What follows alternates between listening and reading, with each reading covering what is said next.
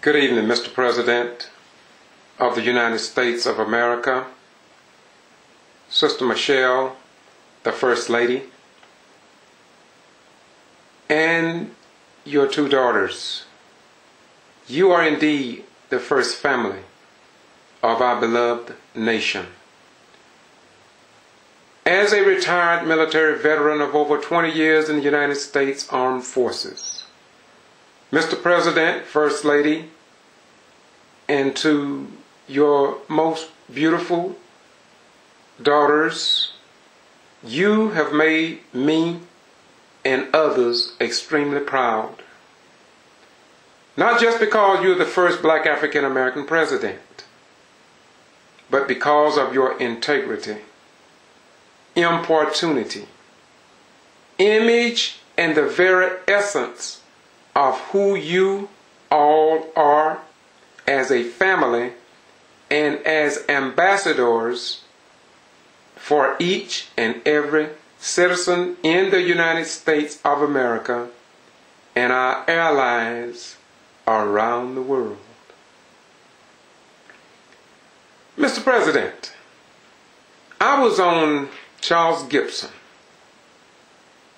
News on ABC during your election for the work I had been trying to do to get you into the Oval Office. But during the work that I did here in Valdosta, what was most touching to me was a 92-year-old black African American woman right here in the city of Valdosta over on Savannah Avenue. She expressed to me that she had never seen a United States president mistreated as you have been, even during your campaign. She talked about how they criticized you even before you became president. I look forward to the day, Mr. President,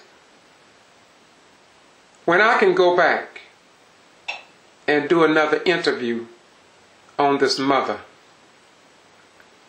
and let her tell her story. As the Paul Harvey would say, so we will know the rest of the story. Mr. President, I look forward to your run in this upcoming election. And we need you. We want you. We must have you to run in this election. But when I look at the negativity that's coming from people around the world, I believe you have listened to Reverend Martin Luther King Jr. as he talked about love. Mr. President, keep doing what you're doing. Regardless of what certain conservatives and liberals or independents or green parties may say about you, keep doing what you're doing. Hold your family together. Keep the nation together. Continue doing what you're doing. I know you're not perfect because I also understand that the other 343 all-white male presidents, they were not perfect. And so I believe you listened to Dr. King. Let's listen to a little bit now, if you please, Mr. President.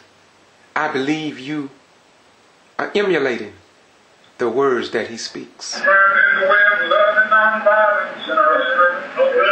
We are not going to this battle hating like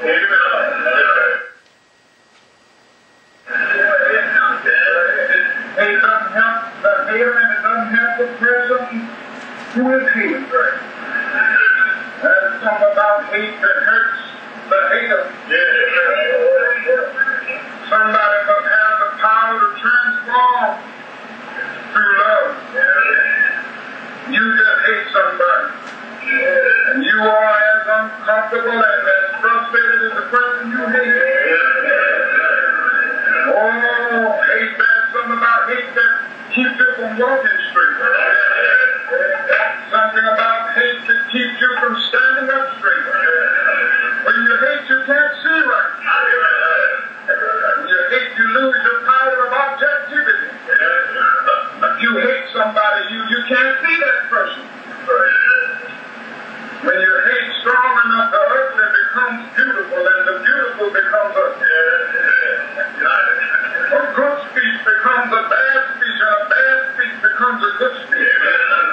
When you hate strong enough, you will look at a good deed of a person and call it a bad deed. Hate causes you to put the wrong price tag on everything.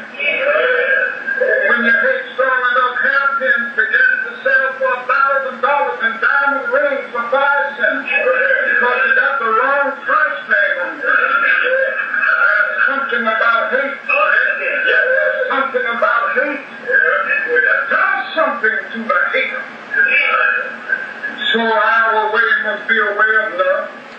So, Mr. President, just keep on loving your enemies, and we got your back there, man. We got your back. Just keep doing what you're doing, and just remember, in the end, truth, right, and justice gonna win anyway. Michelle, stand by your man. To the children, stand by your parents, and your loved ones, your aunts and your grandmothers. You'll be just fine. God got you covered, and we got you back, but God got you covered. Don't forget it, okay? We love you. Bye-bye.